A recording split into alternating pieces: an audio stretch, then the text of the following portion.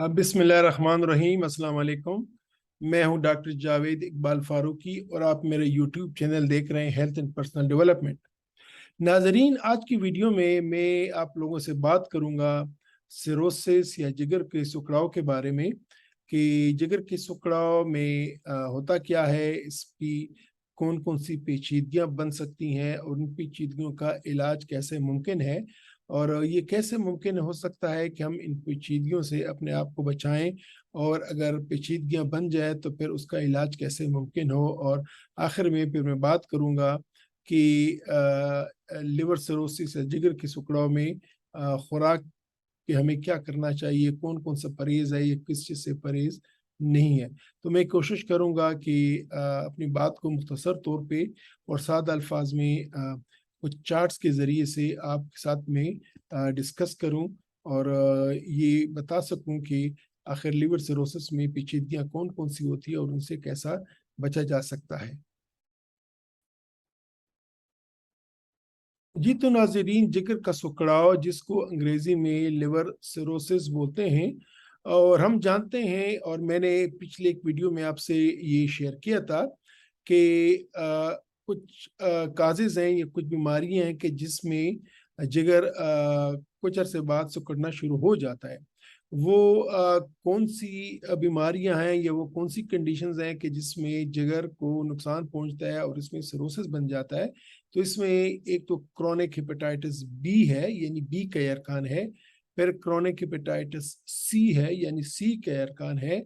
इसके अलावा अगर जिगर पे चर्बी हो है और फैटी लिवर है और उसका इलाज ना किया जाए और टाइम ज़्यादा गुजर जाए तो उससे भी लिवर सिरोसिस होता है।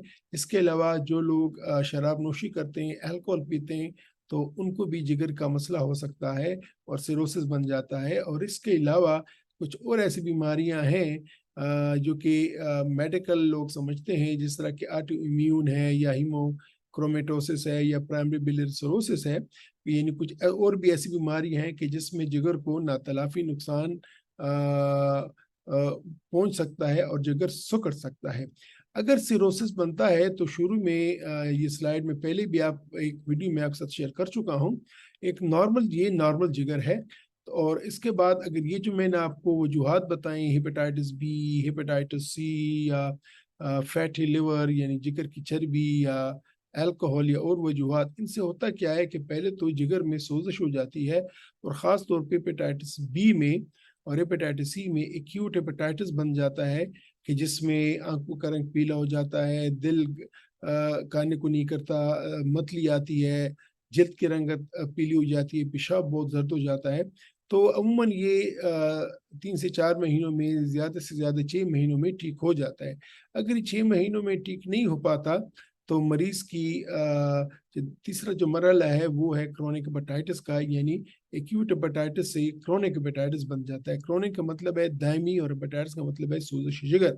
तो ये ऐसी कंडीशन है, ये ऐसी हालत है कि जिसमें जिगर दायमी तौर पे सालों तक उसमें सोजिश होती है, ये अंदर से इसमें बीमारी होती है और बीमारी बढ़ रही होती है। और 10-15 साल बाद क्रोनिक हेपेटाइटिस से लिवर सिरोसिस बन जाता है, यानी इसमें जिगर में दाने बन जाते हैं, इसमें छोटे छोटे नाड्यूल बन जाते हैं और ये अपना काम करना छोड़ देता है। और फिर इसकी जो सबसे खतरनाक पेचीदगी है वो है लिवर कैंसर, कि आखिर में इसमें लिवर कैंसर बन सकता है।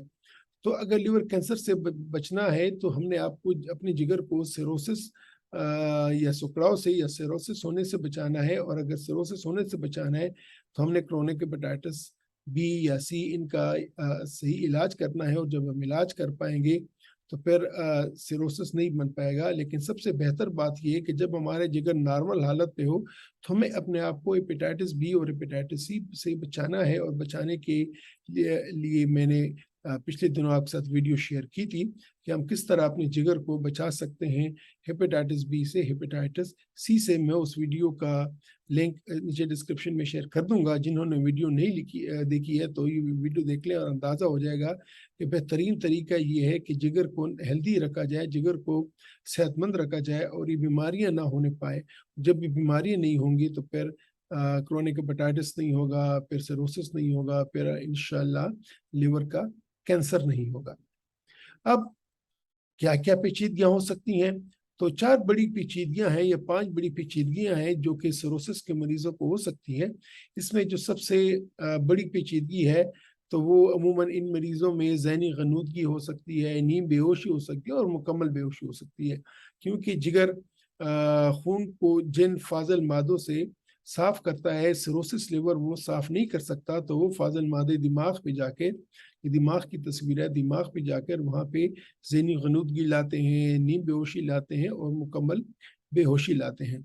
तो जिन मरीज़ों को ये ग़नूदगी या बेहोशी या जिसको अंग्रेज़ी में हम हेपेटिक एन्सेफेलोपैथी बोलते हैं, अगर ये हुई है तो इसका मुकम्मल इलाज होता है, लेकिन उस इलाज के लिए आपको डॉक्टर के पास आना होगा और वो इलाज अमूमन हम होता ये कि अगर इन मरीज़ों को कब्ज़ ज़्यादा हो जाए तो ये कब्ज़ रहने लगे तो उससे भी वो जो फ़ाज़ल मादे पाख़ाने के ज़रिए से बाहर बदन से निकलते हैं, वो निकल नहीं पाते और वो खून में जज़ब होके अमोनिया जिसको कहते हैं, उससे दिमाग पे प्रेशर आता है और ज़हनी ग़नूदगी आ जाती है।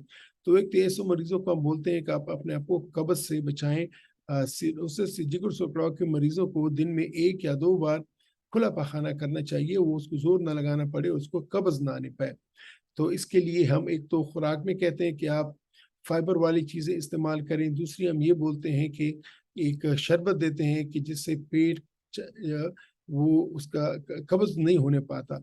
तो और अगर खुदा न ख़्वास्ता ये एक इमरजेंसी में मरीज़ आ जाए जिसको मुकम्मल बेहोशी है, तो फिर ऐसे मरीज़ों को दाखिल किया जाता है, उनको ड्रिप्स लगाए जाते हैं, इंजेक्शन लगाए जाते हैं, ताकि उनके बदन से वो फ़ाज़िल मादे निकल जाएँ और उनका दिमाग जो कि फ़ाज़िल मादों के ज़ेर असर अपना काम छोड़ चुका है, वो अपना काम दोबारा शुरू करे।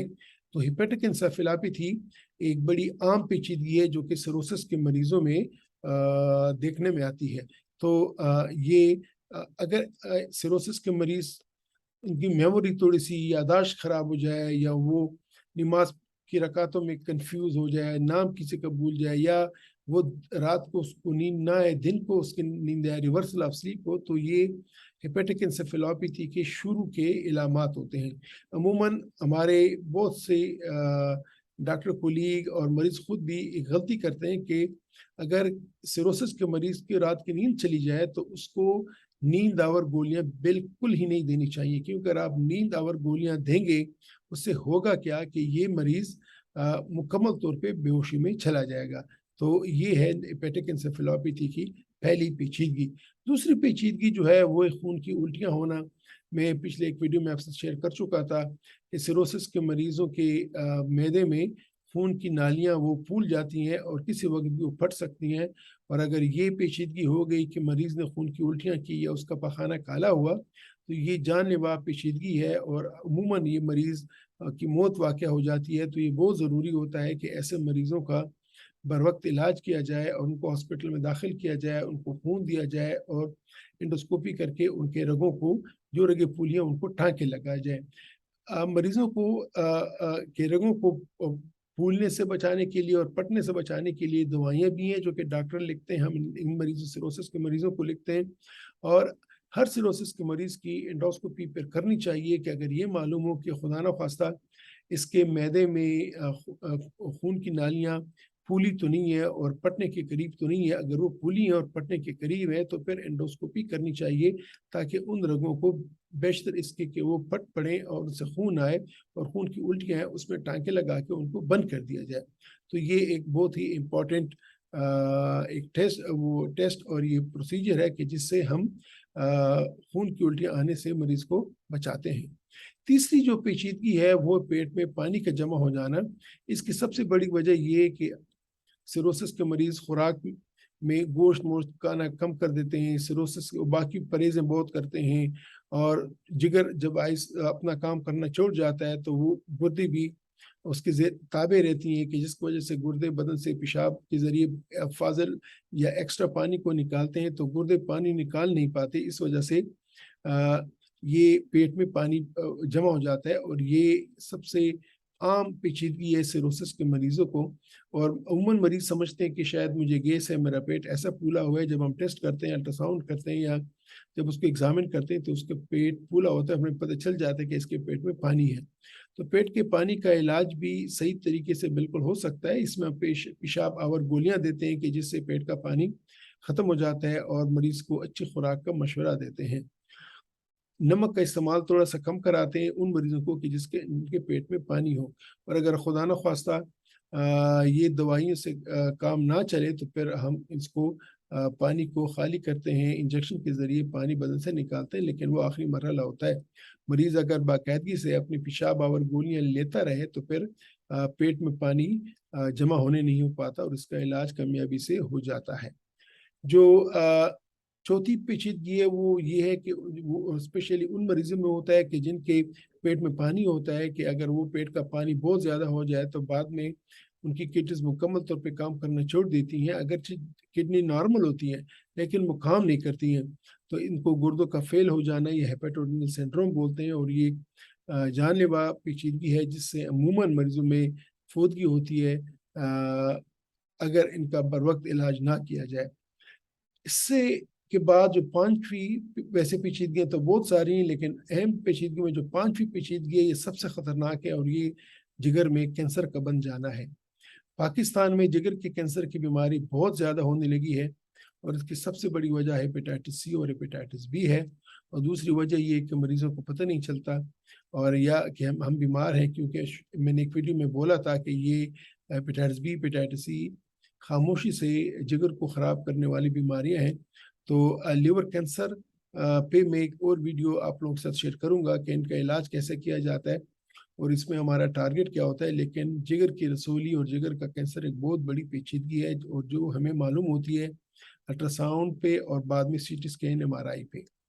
तो अब सवाल ही पैदा होता है कि सिरोसिस की तशखीस कैसे की जाती है. तो इसके लिए आपको डॉक्टर आपका मुआयना करेगा, कुछ आपके खून के टेस्ट करेगा, कुछ आपका अल्ट्रासाउंड भी होगा, और इसके अलावा अगर ज़रूरत पड़े तो सीटी स्कैन एमआरआई भी होगा, और इन तमाम की मदद से जिगर की तशखीस हो जाती है. कुछ क्लिनिकल कुछ इलामात होती हैं और कुछ टेस्ट होते हैं, तो ये डॉक्टर ही बता सकेगा कि आया खुदा न खास्ता आपके किसी दोस्त को, अजीज़ को, या आपको ये सिरोसिस का मर्ज़ है कि नहीं है.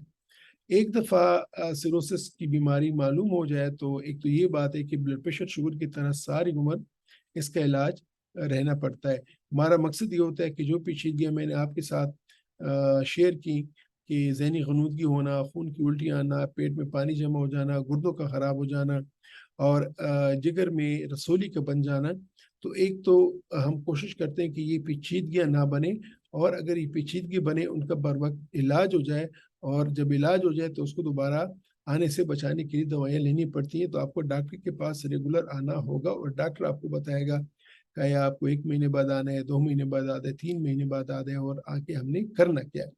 सिरोसिस के मरीजों में एंडोस्कोपी लाजमी करनी चाहिए ताकि पता चले कि मैदे के अंदर रगें तो नहीं फूली, और अगर फूली हैं तो आया पटने के करीब तो नहीं है. जिस तरह के मैंने बोला कि जब ये रगें पड़ती हैं तो ये सिरोसिस के मरीजों की फौतगी की सबसे बड़ी वजह है. तो अल्हम्दुलिल्लाह आजकल बैंडिंग्स या टाँके वगैरह हैं कि जिसकी वजह से अगर रगें बहुत फूली हों और पटने के करीब हों तो उसमें टाँका लगा के हम उनको पटने से बचा सकते हैं, और फिर उसके बाद दवाइयों से उनको बचाए रखते हैं. तो डॉक्टर आपका एंडोस्कोपी करेगा, और एंडोस्कोपी लाज़िमन एक दफ़ा तो करनी चाहिए. अगर रगें फूली हैं तो टाँके लगाएँगे, अगर रगें फूली नहीं है तो कोई 1 साल बाद या 6 महीने बाद आपकी दोबारा एंडोस्कोपी की जाएगी. इसी तरह अगर आपका पानी गोलियों से बदन से नहीं निकल रहा पेट का पानी, तो फिर उसको निकालने की कभी-कभार ज़रूरत पड़ जाती है.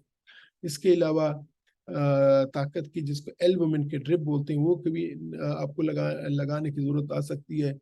दूसरी बात ये कि आपको कब्ज़ ना होने पाए उसके लिए दवाइयाँ हैं या शरबत हैं जो कि हम रेगुलरली देते हैं. और अगर खुदा न ख़ास्ता जिगर में रसोली बनी है तो उसका अपने कुछ टेस्ट होते हैं या अपने उसके बाद में इलाज होते हैं, तो वो भी इलाज मुमकिन है, हो सकता है. और सबसे आखिर में अगर आपका जिगर बहुत ही ख़राब हो, बिल्कुल ही काम करना छोड़ दे, या बहुत ही सीवियर इमरजेंसी आ जाए तो फिर लिवर ट्रांसप्लांट एक हतमी इलाज है। हमारा मकसद ये होता है कि हम इन मरीज़ों का, सिरोसिस के मरीज़ों में ट्रांसप्लांट जितना देर से हो जाए, मरीज़ों को हम हेल्दी रखें और उनसे पेचीदगियाँ बचाए रखें, और इसके लिए ज़रूरी है कि आप अपने डॉक्टर के साथ बाकायदगी से राब्ते में रहें। सिरोसिस में खुराक की क्या अहमियत है? बहुत ज़्यादा अहमियत है। सिरोसिस के मरीज़ों को कोई परहेज़ नहीं करना चाहिए, सिवाय उन मरीज़ों को कि जिनके पेट में पानी है, उसको थोड़ा-सा नमक का इस्तेमाल कम करना चाहिए। अदरवाइज़ सिरोसिस के तमाम मरीज़ों को अच्छी ग़िज़ा खानी चाहिए, जिसमें सब्ज़ियाँ शामिल हो, फ्रूट शामिल हो, इसमें प्रोटीन शामिल हो। प्रोटीन आपका गोश्त हो सकता है, हर किस्म का गोश्त, बड़ा गोश्त है, छोटा गोश्त है, चिकन है, मछली है, ये आप बिल्कुल खा सकते हैं।